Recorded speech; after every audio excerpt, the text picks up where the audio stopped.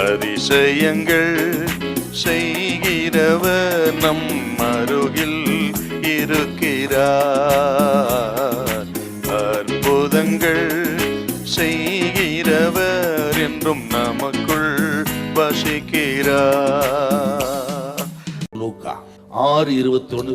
இப்பொழுது அழுகிற நீங்கள் பாக்கியவான்கள், இனி நகைப்பீர்கள். அழுகிற நீங்கள் பாக்கியவான்கள் என்றால் நம்ம சொந்த காரியங்களுக்கு அழறத சொல்லலைங்க. வியாதி, கடன் பிரச்சனை, தேவை, போராட்டம், இதுக்காக அழறவங்களை பாக்கியவான் சொல்லல. அது உலகத்தான். அப்படின்னா உலகத்துல 90% பாக்கியவான்கள் தான். நம் காரியங்களுக்காய், உலக காரியங்களுக்காய் அழுவதை கர்த்தர் சொல்லல. அப்படி எதை குறித்து சொல்றார் அவரு? இயேசுவுக்காக அழுவது, ஆவிக்குரிய காரியங்களுக்காக அழுவது.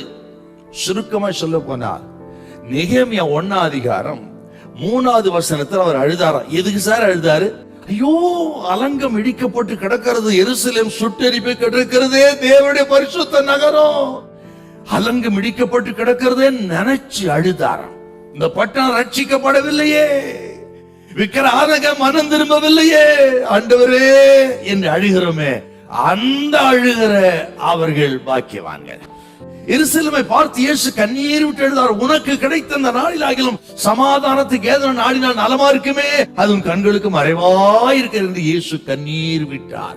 பரிசுத்த பவுல் அப்போஸ்தலர் 20ஆம் அதிகாரத்தை வாசித்து பாருங்க. நான் கண்ணீரோடு உங்களுக்கு நான் போதித்து வந்தேனே.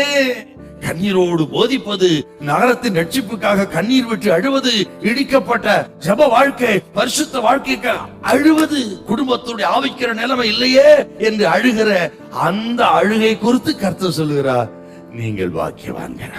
கர்த்தர் சொல்றாருங்க, இப்படி நீங்கள் எதுக்காக அழாம இப்படி ஆவிக்கிற நிலைமைக்காக, கர்த்தருக்காக, பட்டணத்து ரட்சிப்புக்காக நீங்க அழுதால் கர்த்தர் சொல்றார், நீங்கள் பாக்கியவான்கள். அதோடு இன்னொன்னு கர்த்தர் சொல்றார், உங்க துக்கம் சந்தோஷமாய் மாறும், உங்கள் கண்ணீர் களிப்பாய் மாறும், உங்கள் புலம்பல் ஆனந்த களிப்பாக மாறும்.